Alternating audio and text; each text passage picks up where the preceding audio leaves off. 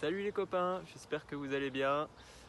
Nous voici aujourd'hui pour un nouveau tuto où nous allons voir notamment les règles de golf.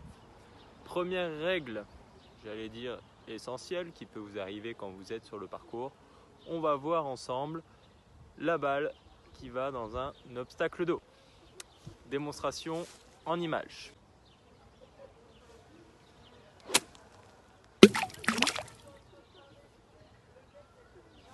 Comme vous avez pu le constater, ma balle a fini sa course dans l'eau. Nous allons voir donc ensemble les différentes possibilités que vous avez pour dropper votre balle et la remettre en jeu. La première possibilité que vous avez lorsque vos balles terminent dans l'eau, c'est de déterminer l'endroit où la balle a franchi l'obstacle en dernier.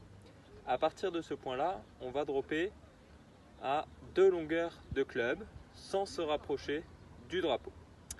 Nous allons voir dans un instant comment faire pour dropper cette balle à 2 longueurs de club. Vous allez avoir besoin de quelques instruments pour dropper. Premièrement, des tis, un driver et évidemment une nouvelle balle. Me voici arrivé donc à l'endroit où ma balle a franchi l'obstacle l'an dernier. Je vais du coup au bord de l'obstacle planter un premier tee. Et à partir de là, je vais caractériser 2 longueurs de club sur le côté, sans me rapprocher du drapeau. Très bien. J'ai choisi évidemment le club le plus long que j'avais dans le sac. Je récupère la balle et je vais dropper dans ces 2 longueurs de club la balle à hauteur de genou sans me rapprocher du drapeau.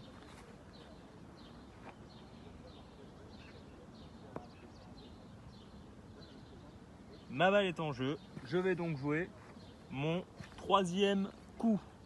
Parce que la balle dans l'eau, ça compte un coup de pénalité.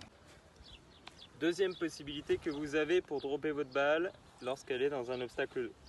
Vous allez prendre, toujours en partant du point où la balle a franchi l'obstacle en dernier, ce repère et le drapeau. Sur cet axe-là, vous allez pouvoir vous reculer autant que vous voulez en arrière et dropper votre balle, toujours de la même façon, à hauteur de genou. Paf. Vous avez toujours un coup de pénalité et vous jouez donc votre 3e coup. Troisième possibilité que vous avez, rejouer une balle du coup précédent. De la même façon, toujours un coup de pénalité et vous jouez donc votre 3e coup. Et enfin, dernier choix possible, admettons que votre obstacle d'eau, il n'y a pas d'eau, et bien vous pouvez très bien jouer la balle là où elle repose. Et donc voilà les amis, vous savez tout sur l'obstacle d'eau. N'oubliez pas une chose, le meilleur moyen de ne pas perdre de points, c'est de ne pas y aller. Je vous dis à très vite et lavez-vous les mains.